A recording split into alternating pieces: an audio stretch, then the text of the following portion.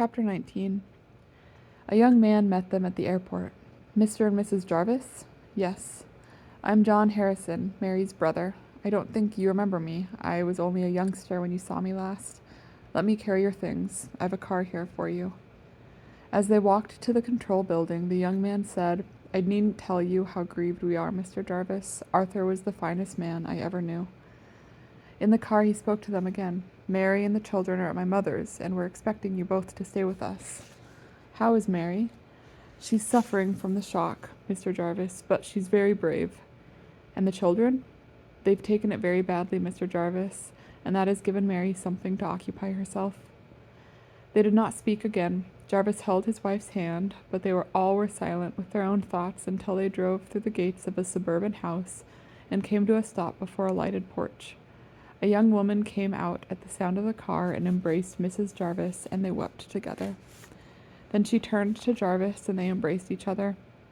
This first meeting over, Mr. and Mrs. Harrison came out also, and after they had welcomed one another, and after the proper words had been spoken, they all went into the house. Harrison turned to Jarvis. Would you like a drink? He asked. It would be welcome. Come to my study, then. And now, said Harrison, you must do as you wish. If there's anything we can do, you've only to ask us. If you would wish to go to the mortuary at once, John will go with you, or you can go tomorrow morning if you wish. The police would like to see you, but they won't worry you tonight. I'll ask my wife, Harrison. You know, we've hardly spoken of it yet. I'll go to her. Don't you worry to come. I'll wait for you here. He found his wife and his daughter-in-law hand in hand, tiptoeing out of the room where his grandchildren were sleeping. He spoke to her, and she wept again and sobbed against him. Now, she said. He went back to Harrison and swallowed his drink, and then he and his wife and their daughter-in-law went out to the car where John Harrison was waiting for them. While they were driving to the police laboratories, John Harrison told Jarvis all that he knew about the crime, how the police were waiting for the houseboy to recover consciousness, and how they had combed the plantations on Parkwold Ridge, and he told him too of the paper that Arthur Jarvis had been writing just before he was killed on the truth about native crime.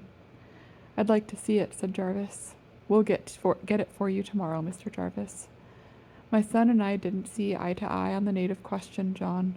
In fact, he and I got quite heated about it on more than one occasion, but I'd like to see what he wrote. My father and I don't see eye to eye on the native question either, Mr. Jarvis. You know, Mr. Jarvis, there was no one in South Africa who thought so deeply about it, and no one who thought so clearly as Arthur did. And what else is there to think deeply and clearly about in South Africa, he used to say. So they came to the laboratories, and John Harrison stayed in the car while the others went to do the hard thing that had to be done. And they came out silent, but for the weeping of the two women, and drove back as silently to the house, where Mary's father opened the door to them. Another drink, Jarvis, or do you want to go to bed? Margaret, do you want me to come up with you? No, my dear, stay and have your drink. Good night, then, my dear. Good night, James. He kissed her, and she clung to him for a moment. And thank you for all your help, she said. The tears came again into her eyes, and into his too, for that matter. He watched her climb the stairs with their daughter-in-law, and when the door closed on them, he and Harrison turned to go to the study. It's always worse for the mother, Jarvis. Yes. He pondered over it and said then, I was very fond of my son, he said. I was never ashamed of having him. They settled down to their drinks, and Harrison told him that the murder had shocked the people of Parkwold and how the messages had poured into the house. Messages from every conceivable place, every kind of person, he said. By the way, Jarvis, we arranged the funeral provisionally for tomorrow afternoon, after a service in the Parkwold church. 3:00 the service will be.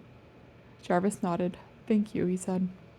And we kept all the messages for you, from the bishop and the acting prime minister and the mayor, and from dozens of others, and from native organizations too, something called the Daughters of Africa, and a whole lot of others that I can't remember, and from colored people and Indians and Jews. Jarvis felt a sad pride rising in him. He was clever, he said. That came from his mother. He was that, all right, enough. You must hear John on it. But people liked him too, all sorts of people. You know, he spoke Afrikaans like an Afrikaner. I knew he had learned it. It's a lingo I know nothing about, thank God, but he thought he ought to know it, so he took lessons in it and went to an Afrikaner farm. He spoke Zulu, as you know, but he was talking of learning Sesotho. You know these native MPs, they have. Well, there was talk of getting him to stand at the next election. I didn't know that. Yes, he was always speaking here and there. You know the kind of thing. Native crime and more native schools, and he kicked up a hell of a dust in the papers about the conditions at the non-European hospital. And you know he was hot about the native compound system in the mines and wanted the chamber to come out 100% for settled labor, you know, wife and family to come with the man. Jarvis filled his pipe slowly and listened to this tale of his son, to this tale of a stranger. Hathaway of the Chamber of Mines spoke to me about it, said Harrison. Asked me if I wouldn't warn the lad to pipe down a bit, because his firm did a lot of business with the mines. So I spoke to him, told him I knew he felt deeply about these things, but asked him to go slow a bit. Told him there was Mary to consider, and the children. I didn't speak on behalf of Mary. You understand? I don't poke my nose into young people's business. I understand. I've spoken to Mary, he said to me. She and I agree that it's more important to speak the truth than to make money. Harrison laughed at that, but cut himself short, remembering the sadness of the occasion. My son John was there, he said, looking at Arthur as though he were God Almighty. So what could I say? They smoked in silence a while. I asked him, said Harrison, about his partners. After all, their job was to sell machinery to the mines. I've discussed it with my partners, he said to me, and if there's any trouble, I've told them I'll get out. And what would you do? I asked him. What won't I do? He said. His voice was sort of excited. Well, what could I say more? Jarvis did not answer, for this boy of his had gone journeying in strange waters, further than his parents had known, or perhaps his mother knew. It would not surprise him if his mother knew, but he himself had never done such journeying, and there was nothing he could say. Am I tiring you, Jarvis? Or is there perhaps something else you'd like to talk about? Or go to bed, perhaps? Harrison, you're doing me more good by talking. Well, that's how it was. He and I didn't talk much about these things. It's not my line of country. I try to treat a native decently, but he's not my food and drink. And to tell you the truth, these crimes put me off. I tell you, Jarvis, we're scared stiff at the moment in Johannesburg. Of crime? Yes, of native crime. There are too many of these murders and robberies and brutal attacks. I tell you, we don't go to bed at night without barricading the house. It was at the Phillipsons, 3 doors down, that a gang of these roughs broke in. They knocked old Phillipson unconscious and beat up his wife. It was lucky the girls were out at a dance, or one doesn't know what might have happened. I asked Arthur about that, but he reckoned we were to blame somehow. Can't say I always followed him, but he had a kind of sincerity. You sort of felt that if you had the time, you could get some sort of sense out of it. There's one thing I don't get the sense of, said Jarvis. Why this should have happened. You mean to him, of all people? Yes. That's one of the first things that we said. Here he was, day in and day out, on a kind of mission, and it was he who was killed. Mind you, said Jarvis, coming to a point. Mind you, it's happened before. I mean, that missionaries were killed. Harrison made no answer, and they smoked their pipes silently. A missionary, thought Jarvis, and thought how strange it was that he had called his son a missionary, for he had never thought much of missionaries. True, the church made a lot of it, and there were special appeals to which he had given, but one did that kind of thing without believing in it, believing much in missionaries. There was a mission near him, at Indocheni, but it was a sad place as he remembered it, a dirty old wood and iron church, patched and forlorn, and a dirty old parson in a barren valley where the grass hardly grew. A dirty old school where he had heard them reciting parrot fashion on the 1 or 2 occasions that he had ridden past there, reciting things that could mean little to them. Bed, Jarvis, or another drink? Bed, I think. Did you say the police were coming? They're coming at 9, and I'd like to see the house. I thought you would. They'll take you there. Good, then I'll go to bed. Will you say good night to your wife for me? I'll do that. You know your room, and breakfast 8:30? 8:30. Good night, Harrison, and many thanks for your kindnesses. No thanks are needed. Nothing is too much trouble. Good night, Jarvis, and I hope you and Margaret will get some sleep.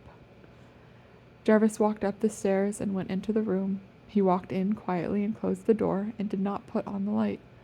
The moon was shining through the windows, and he stood there looking out on the world. All that he had heard went quietly through his mind. His wife turned in the bed and said, "James, my dear, what were you thinking, my dear?" He was silent, searching for an answer. "Of it all," he said. "I thought you would never come." He went to her quickly, and she caught at his hands. "We were talking of the boy," he said, "all that he did and tried to do, all the people that are grieved. Tell me, my dear." And so he told her in low tones all he had heard.